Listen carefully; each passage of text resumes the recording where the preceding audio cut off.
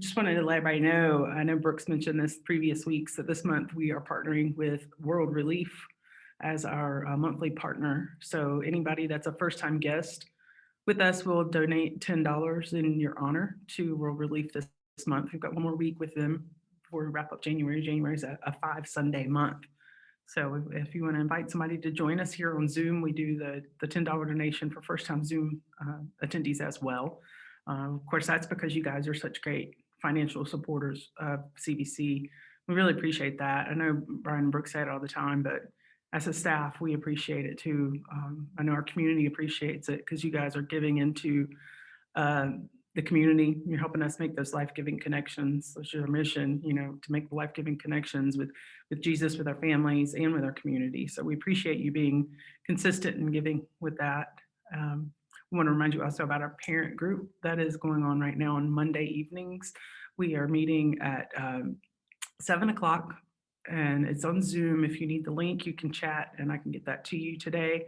Or if you go to our Instagram page, if you go into our bio, you can click on the link there and there's a link for the Zoom meeting. So it's just a parent group that's kind of coinciding with what we're doing here on these messages about emotions, spiritual, social milestones, but it's more related to how it affects our kids and how we can help our kids reach those milestones. So it's been a lot of great conversation the last couple of weeks. We've got 2 more weeks left, so not too late to jump in. If you don't even have the book yet, it's still a great chance to just talk to other parents, go in depth a little bit beyond just the small groups that we do here.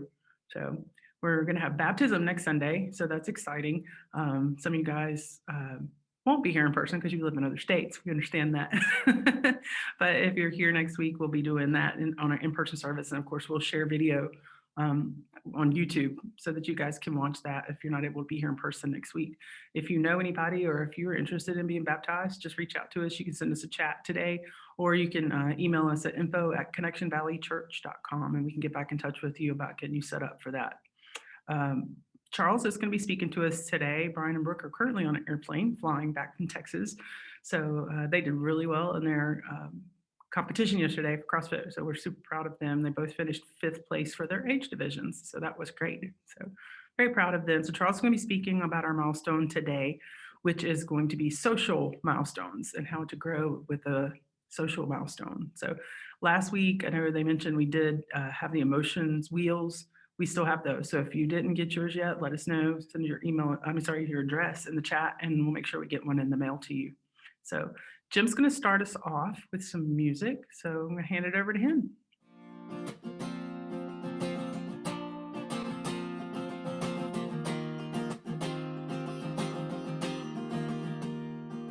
We worship the God who was. We worship the God who is. We worship the God who evermore will be. He opened the prison doors. He parted the raging seas. My God, He holds the victory.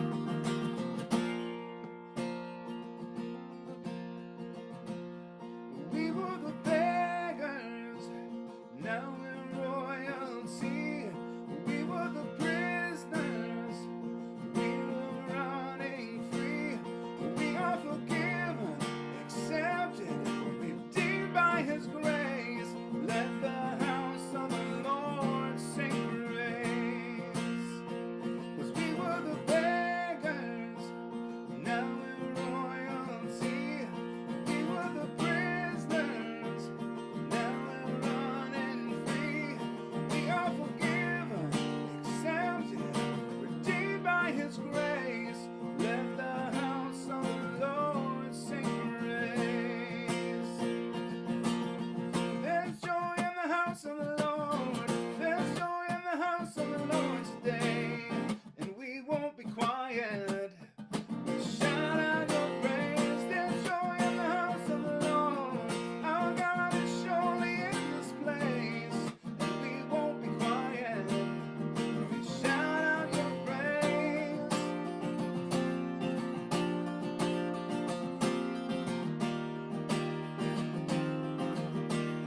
We shout out your praise.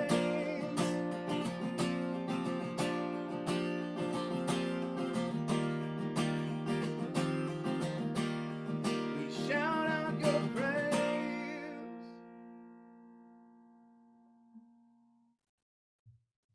Oh, thank you so much, Jim. As usual, fantastic. Good morning. Welcome. I know I'm not Brian, so some of you are probably wondering where Brian is. He and Brooke are as Becca told you, out in Texas at a CrossFit competition. So you got me today. My name is Charles. If we haven't met, I'm the CV Kids and Preteens Director here at CVC. And normally I'm involved teaching your kids all about what we do. But I get the honor to be here today with you to talk about our social milestones, which is in week 3 of our milestone series. But before I do that, I want to cover the emotional milestones that Brian talked about last week. And I think it's important for us to go back and recap those. And I don't know about you guys, but I know with me, when I was listening to the message, I kind of was asking myself in a lot of different times when Brian was speaking, have I really matured in those areas? You know, and sometimes I got a yes, and sometimes I got, maybe I need to work a little bit more there. And for those of you that need an emotions wheel, as Becca said, we're happy to mail one out to you, but that's the step to your first emotional milestone that Brian discussed last week, which is emotional vocabulary. So understanding what your emotion is and how to name it gives you the ability to actually process it. And I think that's very important. And it's a great first step. It's the reason it's the first milestone that Brian talked about in this series. And that leads us to the next milestone, which is perspective. And if you guys recall, the perspective scale goes from 1 to 10. And setting up your emotional scale when you're not triggered or upset gives you the ability to better frame up how important issues you face throughout the week really are. So like, as Brian used an example, is losing your car keys really a 10 on a 1 to 10 scale? And I think some of you probably would say, yeah. But it's really not, right? So I think if you have that scale set up ahead of time, you're better able to understand that losing my car keys is probably like a 2, maybe for me like a 3, if you're a little high strung, but generally it's not going to be a 10. Our third milestone that Brian discussed was empathy. Can you sit in someone else's emotions and know how they feel, right? So can you comfort them the right way when they stumble or have a hard time? And one of my favorite writers of all time is Brene Brown. And if you haven't read anything that Brene Brown writes, I would encourage you to go back and read some of her stuff, or you can Google her right immediately after this and watch her TED Talk. She's got a really big TED Talk that kind of launched her career. And it's about empathy. And it's fantastic, but she frames up empathy like this. She says, empathy fuels connection, and what makes something better is connection. And I love that statement. I want my entire life to be full of fantastic connections. I think probably we all do. And that's what we're striving for. And if we don't have that emotional milestone, that's going to be tough to do.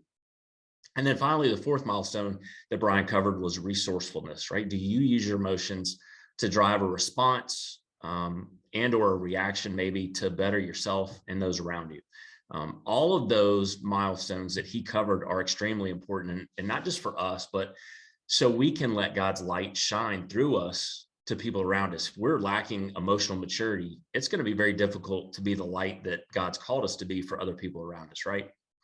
And I think that's where we want to make sure that we're focused. And today we're talking about the social milestones, which build on the emotional milestones. So if you don't have the emotional milestones down pat, you're going to struggle with the social milestones too. But before we get there, I got a question for you. Some of you may know this. You can call it, you can put it in the chat, or you can raise your hand, laugh, whatever you want to do. But when I ask you this question, what comes to mind? So when I ask you, do you want to hear the most annoying sound in the world? Right? What comes to mind? Nothing. Some of you are probably laughing in your head. Some of you probably have no idea what I'm talking about. But if you thought about Harry and Lloyd from Dumb and Dumber, you would be right. And the two lovable, socially inept, horribly socially immature people have really the whole movie frames up kind of what we're going to be talking about today. And in the movie, for those of you that haven't seen it, Jim Carrey plays a character named Lloyd, and Jeff Daniels plays a character named Harry. And these two guys go on an adventure across the country, and it's really kind of funny. But they are the two most socially immature people that I think I've ever met, which makes for a really funny movie. And they're at one point they're in a scene in a motel, and they're in a honeymoon suite, and they're actually in a heart-shaped hot tub. So like picture an old motel for some of you like me that have been around and you've gone to some really bad motels. It's one of those. And they happen to be in the honeymoon suite in a heart-shaped jacuzzi. So that's kind of framing up where we're going with this. And Lloyd is talking to Harry, and they're talking about some heartbreak and some stuff. And they get asked, he's asking him about this girl that he was seeing, and Lloyd says, yeah, I don't really know what happened. You know, I thought we were going to be together for forever. And then a week later, right out of the blue, she sends me a John Deere letter. Right. So not a Dear John letter, a John Deere letter. And Lloyd asked, well, did she give you any reason? And Harry says, yeah, I mean, I called her up. She gave me a bunch of crap about me not listening to her enough or something. I don't know. I really wasn't paying attention. Right. So listening to that and thinking about it, it's kind of funny, right? Somebody broke up with you for not paying attention, and you didn't really pay attention when they broke up with you. So I think it's kind of funny, and it's funny to laugh at it in a movie, but when it happens to us in real life, not quite so funny sometimes, although maybe we do get a chuckle out of it later. But I'm going to ask you a couple of things, and those of you sitting next to each other, sitting in a room with other people, you probably don't want to like point or say, hey, this is for you, listen. But I'm going to ask some things, and maybe they frame up or bring to mind someone for you. And the first question is this: do you know someone that is clueless in social settings? Like maybe they laugh at inappropriate times, or they tell you a joke when you just shared something pretty serious with them, right? So, that type of person. And I don't know about you, but I've been guilty at times of doing that. I've walked up on conversations with friends and made what I thought was a funny comment. And everyone just kind of stopped and looked at me and was like, did you really just say that? I know it's hard to believe. It doesn't happen to me a ton, but it has happened in the past. And it's extremely embarrassing when it does. And maybe you know someone like that maybe they're in their own little world and it doesn't really line up with yours. But that's the first of our social milestones that we're going to talk about today, and that's awareness, or really lack thereof, right? So how about this question? Do you know someone who always talks and never lets you say anything?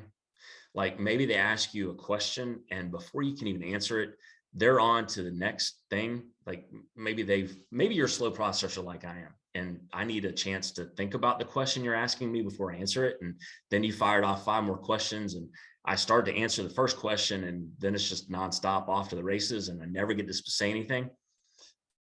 I know a lot of people in my life, not a lot. I know some people in my life like that.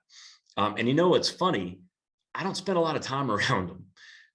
I have a tendency to stay away from those people. I know it's kind of shocking, but I like to have a conversation that goes both ways. I like for people to listen to me, and I like to listen to other people. But to do that, you have to have reciprocity. And reciprocity is our second milestone that we're going to talk about today, but one that I think is obviously very important. Here's a great question. Do you know someone, and this is the one that kind of lights me up a little bit. Do you know someone who never takes responsibility for their actions or words? Right? So, it's all about me. I'm going to be me. I got to be me. You take me as I am, that type of person. Typically they show bad behavior. And when I say bad behavior, it's really an acronym for blame, avoidance, and denial.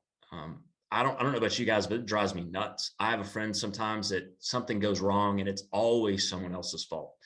And as a friend, you try to frame up those situations differently. Maybe you see something that they don't see, and you always are met back with, well, no, that's not what happened. It's their fault. And this happened and you just don't understand. And it's about everybody else. Those type of people exhibit or don't exhibit ownership, which is our third milestone. And that one's pretty important, as we'll get to later today. And then the last question I've got for you, do you know anyone who makes you feel bad for saying no? Like, so maybe they ask you to do something like go to dinner or go to an event, and you already have something else to do that you have made a priority. Let's say maybe it's a date night. You're going to date night every week. It's the same night, and you go to date night with your spouse, and they ask you to do something, and you're like, no, I can't. I have this other thing that to me is more important. And you get a conversation back that says, well, if you really loved me, you would drop what you're doing to go. Right? Do you have those people? I think during those situations, if I ever do say yes and abandon my boundary, I find myself very resentful when I'm doing whatever they ask me to do. And no one gets anything out of that. But in those times, not having boundaries set up, which is our fourth milestone that we're going to talk about today, is pretty tough. And I think over the course of my life, and maybe it's just me, I think I've been guilty of each and every one of those at some point with a situation. I think maybe I wasn't aware like I should have been. I didn't give the same effort in a relationship that someone else gave. I didn't have boundaries set up. But hopefully, for the most part, those are few and far between.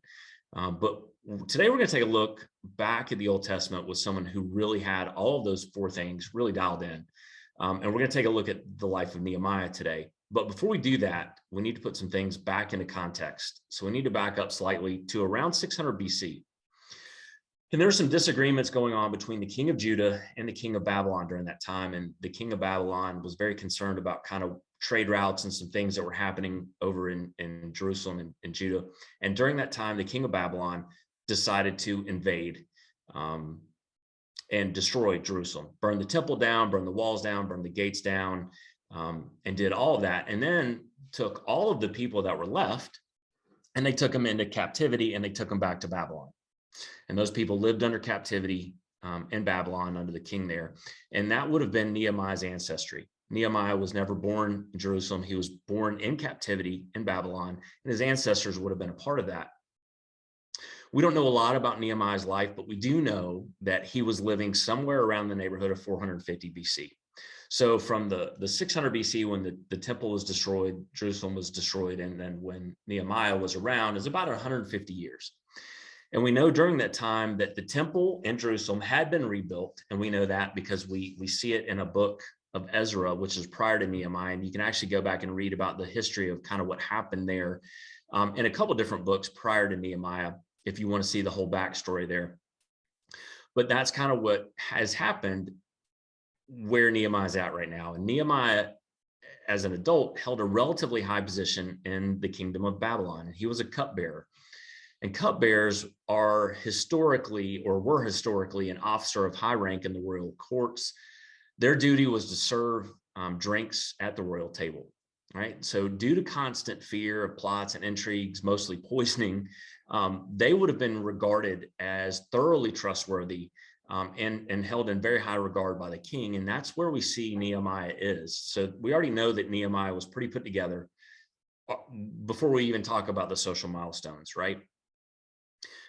So Nehemiah is functioning as a cupbearer, and during this time, his brother and a couple other people come to visit him from Jerusalem, and they ask him, or they start to tell him kind of what's going on, and Nehemiah's asking questions, and they talk about the city walls being decimated, the city's not protected, everything got burned down, and Nehemiah takes this to heart and immediately stops, and he weeps and prays. And we see this in Nehemiah 1, chapter 1, verse 4. For those of you that have your Bible, you can go ahead and open up and read this with me. But Nehemiah writes in verse 4, I sat down and wept. For some days I mourned and fasted and prayed before the God of heaven. So automatically, right off the bat, we see the first thing that Nehemiah does when he hears bad news is he weeps and he prays to God. And that awareness, so going back to our first milestone, which is awareness, right? That awareness is pretty spectacular. He already understood that there was nothing that he could do without God's help. So he's already framing things up in his mind. And we fortunately get a chance to see actually what that prayer was.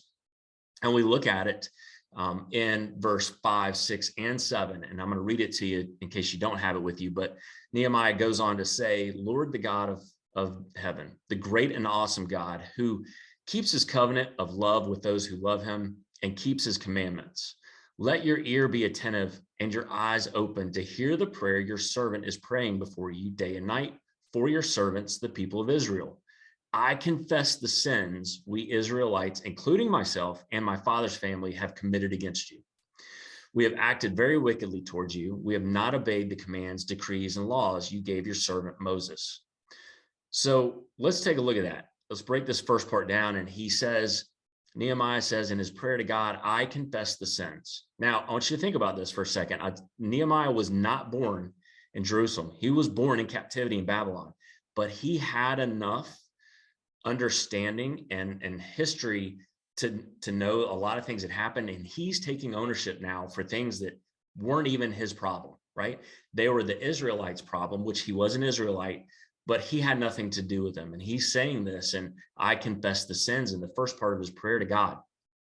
And I don't know about you, but I know for me, that would be kind of a tough prayer. I would look at that maybe a little bit differently and say, well, my ancestors screwed this up, right? Not me, but that's not what he said. And he takes what's called extreme ownership.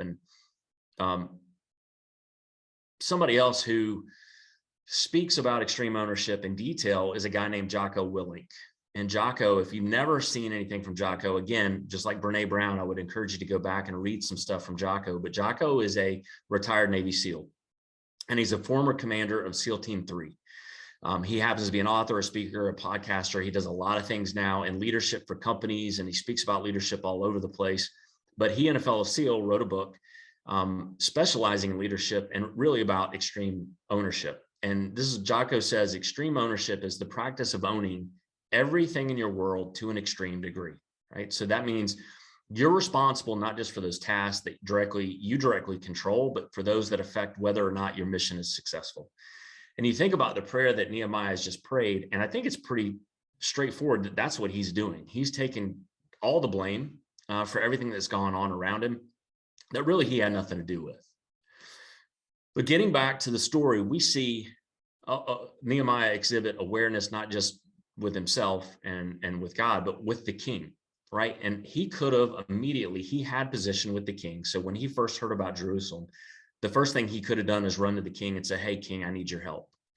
But that's not what he does. Again, we see that he prayed, he wept, and we pick up the story a little bit later in chapter 2, verse 2 and 3, and Nehemiah is serving wine to the king again. And the king notices that something's a little off, and he notices that he's sad. And the king says, hey, Nehemiah, why are you sad? And Nehemiah says this in verse 3. He says, I was very much afraid. Nehemiah didn't necessarily want to talk to the king about what was going on, but he did anyway. And this is what he goes on to say. He said, but I said to the king, may the king live forever. Why should my face not look sad when the city where my ancestors are buried lies in ruins and its gates have been destroyed by fire? Now, again, we see great awareness with Nehemiah. When he starts the conversation with the king, he says, may the king live forever. He doesn't start with, king, I need your help. Here's why I'm sad. He says, may the king live forever. And I want you guys to think about this in situations maybe that you've had with someone that you needed help, and you went to them and you said, hey, here's what I need your help. And they're like, well, that's great, but my grandmother just died. And you didn't know that. And then your awareness is completely off. Or on the other end of that, maybe you've been the person that has asked for help, and someone has said, hey, I know I need help from you, but hey, how are you doing today? Before we get on to what I need, how are you doing? I think that awareness is pretty spectacular. And I think if we did that in our everyday life, I know I'm very guilty sometimes of immediately just jumping right to what I need. And that doesn't exhibit very good awareness. And that's something I've got to work on. So Nehemiah doesn't do that. And because of that, the king grants him everything he asked for. So he has all the supplies and money and letters that he needs to get to Jerusalem and help them rebuild the walls. But not only that, is the king grants him time away. And it's a long time he's gone. If you read the story, he's gone for a long time. So the king would have been without his trusted cupbearer, but he's okay with that. So that relationship that Nehemiah has with the king had to have been pretty spectacular, I think, leading up to that point. And Nehemiah goes to Jerusalem and he surveys kind of the damage with a couple people, and they do it overnight, and a lot of things happen. And he comes back after they've surveyed everything, and we pick it up in chapter 2, verse 17.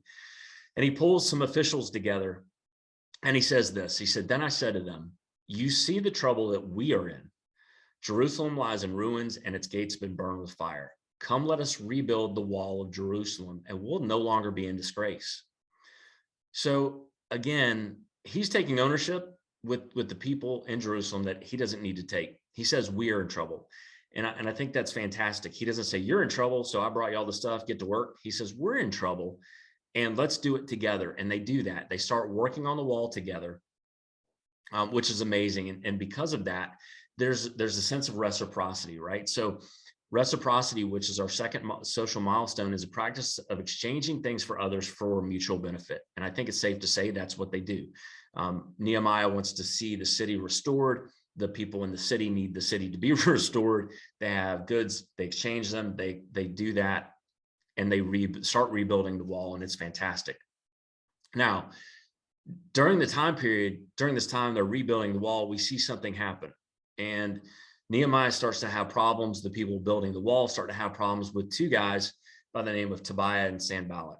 And Tobiah and Sanballat don't like the fact that the wall is being rebuilt, because it's going to end up being kind of a money problem for them. There's a lot of things that are going to happen, but because of that, they start mocking the wall being rebuilt. They start becoming combative, and they start mocking it and ridiculing Nehemiah. They start doing a lot of things, and it gets worse and worse and worse. And we see Nehemiah turning back to prayer, going back to the first thing he needs to do, which is pray to God for help. Right. And he does that. But it's during that time where Tobiah and Sanballat get increasingly upset, and they devise a plan. And they come up with a plan to lure Nehemiah away from the wall and to kill him. The only thing they know at this point is like, listen, the guy's not stopping. He's praying to God. We have to kill him. That's the only way. The wall is not going to get rebuilt. So let's do that. So we pick that up in chapter 6, verse 1 and 2, and we see what happens. Again, Nehemiah is great at chronicling all this stuff for us. So he says, when word came to Sanballat, Tobiah, and Geshem the Arab, and the rest of our enemies that I had rebuilt the wall and not a gap was left in it, though up to that time I had not set the doors and gates, Sanballat and Geshem sent me this message: come, let us meet together in one of the villages on the plain of Ono.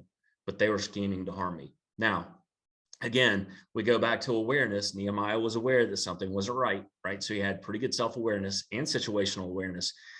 But this is where the social milestone of boundaries really comes in, that Nehemiah really is the king of that. And we see in verse 3 of that same chapter, he replies with the ultimate juke back to them to say, this is what's going to happen. He said, so I sent messengers to them with this reply: I'm carrying on a great project and cannot go down. Why should work stop when I leave it and go down to you? Now, I think that's fantastic. And really, to me, the story of Nehemiah got framed up with boundaries. A couple months ago, I was having a conversation with somebody at church, and we were talking about Nehemiah specifically and boundaries, and I was struggling with some things. And this person said, hey, have you thought about this? And this is what Nehemiah did. And it was amazing to me. And you know, I think at times over my life, I would have loved, especially when I was younger, to have some better boundaries set up in place. So when my friends asked me to do things, I probably would have said, no, I'm sorry, I have this boundary. These things happen, that I can't do that with you. And I think it would have probably saved me a little bit of heartache and doing some things I probably shouldn't have done if I had boundaries already in place. But again, I was young. I didn't know any better, and I got myself into a lot of trouble. And I think we probably all did. We can look back on situations and said, man, if I really just would have said no, my life probably would have been a little different. It turned out the way it needed to, but you know, it would have been funny. So we leave the story, and Nehemiah and the team finished building the wall. It took them 52 days to do it, which is record time when you really go back and look at the scale that they had to build. It's amazing they got it done that fast. And Nehemiah showed us what can happen with great social awareness and help with God, right? He couldn't do it on his own. He had to pray to God over and over again in order to get it done. But as we're looking at the story of Nehemiah, I think a couple of things come up, and some of you are probably going, well, that's great. I don't live in 450 BC and I'm not building walls and I don't have weird people named Sanballat and Tobiah that I'm dealing with, right? So, but there are some things that I think we can take from the story and apply them today to help us build our own social milestones, or to get better at them, or to help people around us build social milestones. Maybe you've got kids that need help with this. Maybe you have friends that are probably not socially where they should be. But I think these things will help. And there's only 4 of them that we're going to go through. But the first one I think we can all agree on is that we have to pray. It's the absolute first thing that we have to do. We have to ask God for help. We see in the story of Nehemiah that he prayed not once, but 11 times. And I think, I don't know about you guys, but a lot of times I'm faced with something that maybe happens and it's not good news. And I'll pray to God and I'll ask for help. And then I'll wake up the next day and go about my day like nothing's going on. And I'm not constantly praying, and I'm just giving my troubles to God and saying, you take it, it's yours. And, I think we need to do that. You need to tell God what your problems are, but you can't just expect it. And I think, well, I guess you could. It's not healthy for us to expect God to just, every time we say one thing, for it to get fixed. That's really not how I think we all understand he operates, right? It's a constant. God already knows what you're going to ask before you ask, but he wants to hear it, and he wants to hear it over and over again because he wants to make sure that you're learning from lessons. He wants to help you, but you can't just do it once.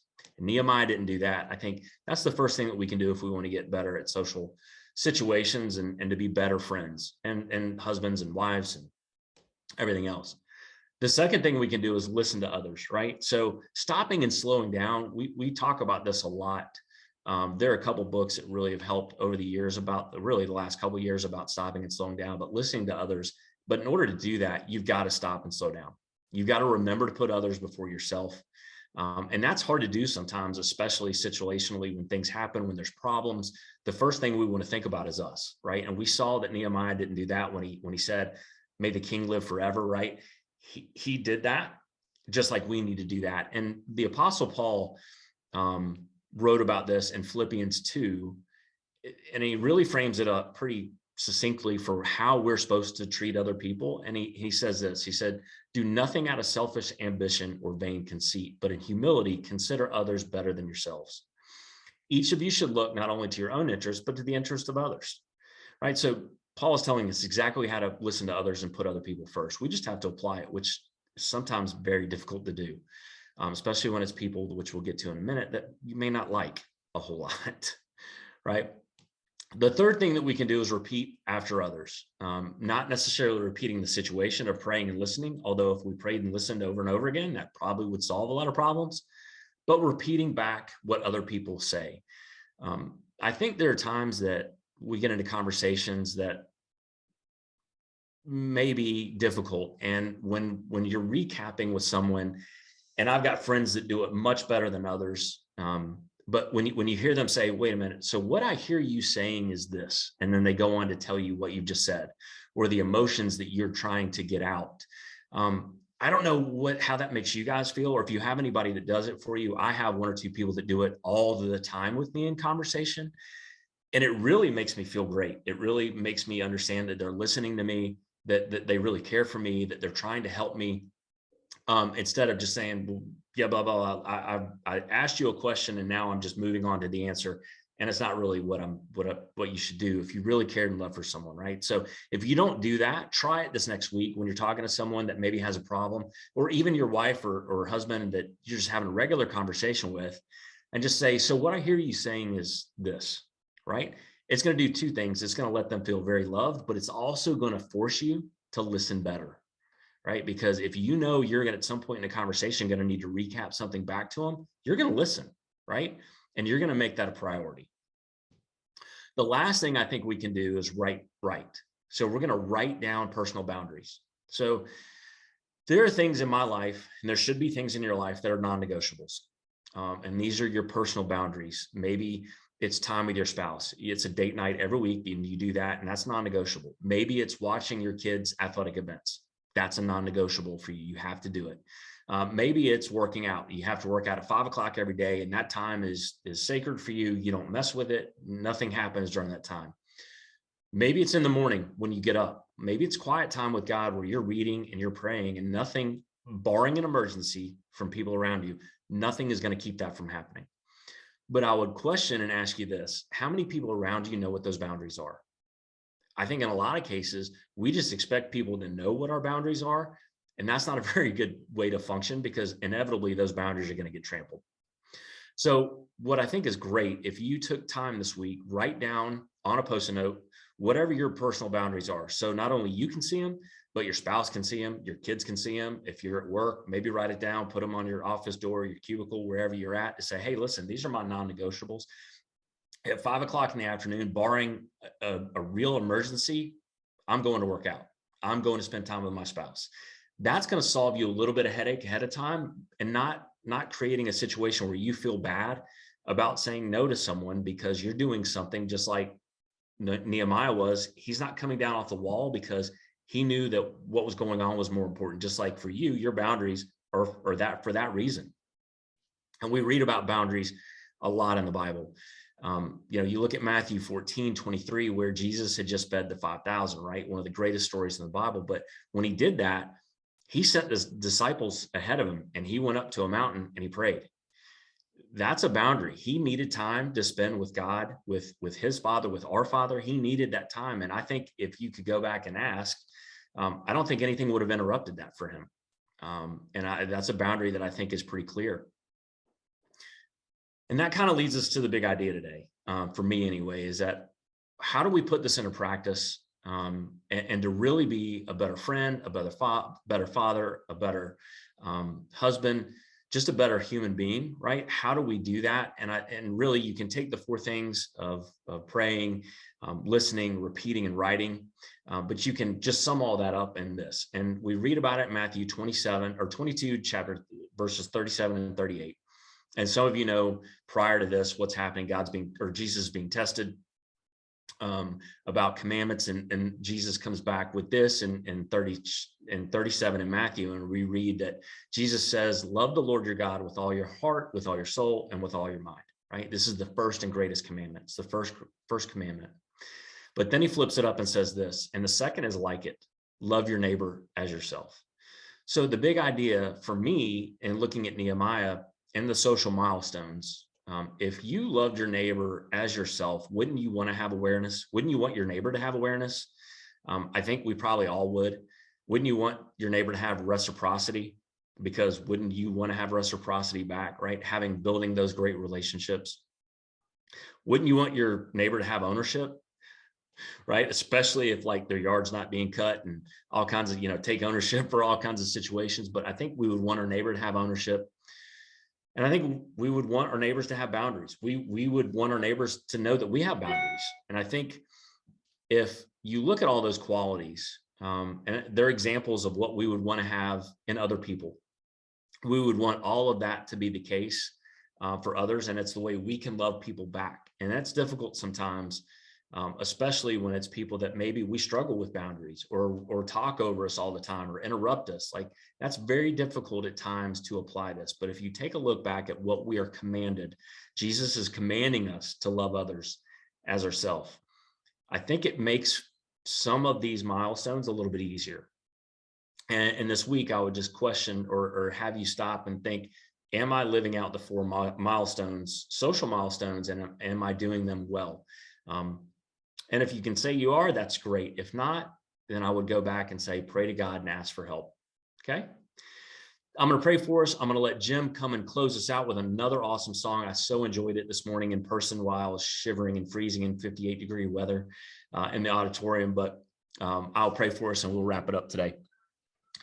Heavenly Father, thank you so much for today. Thank you for the example that you've given us in Nehemiah. Thank you for the social milestones that we covered to understand how taking ownership for situations helps us better love others around us, how reciprocity helps us better love others, having boundaries helps us better love and honor other people, and having awareness really matters in how we love other people.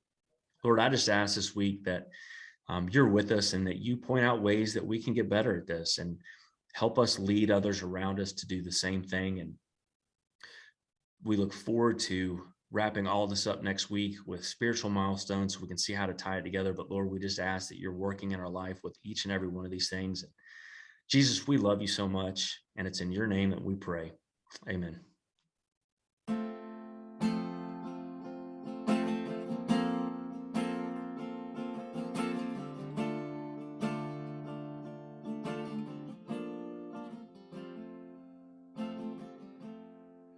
In the crushing, in the pressing, you are making new wine. In the soil I now surrender, you are breaking new ground.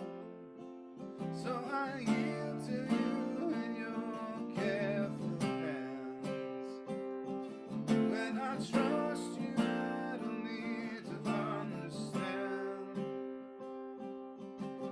Make me your vessel. Make me an offering. Make me whatever you want me to be. I came here with nothing, but all you have given me. Jesus, bring new wine out of me.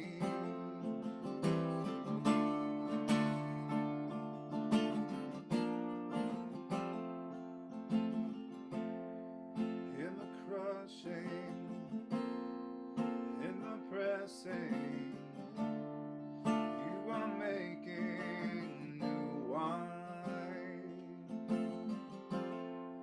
In the soil I now surrender, you are breaking new ground.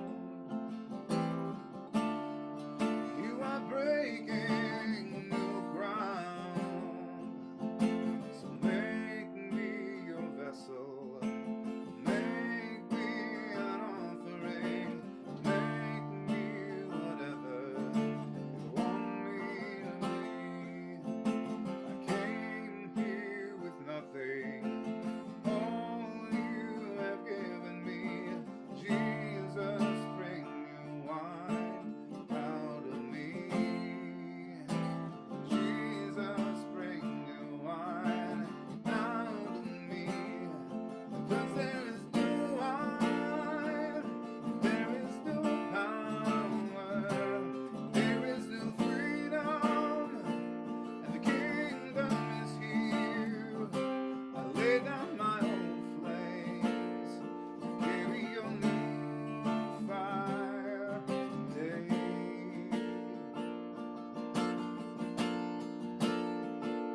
Because there is new wine, there is new power, there is new freedom, and the kingdom is here.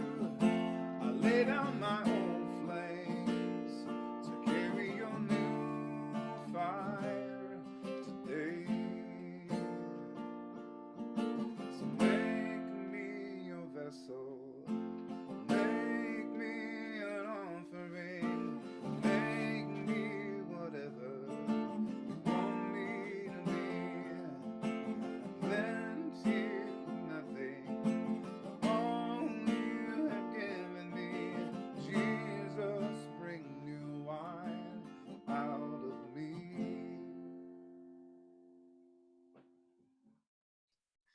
Thank you so much, Jim. I love that song. Way to go. It was just as great the second time around, man. Thank you.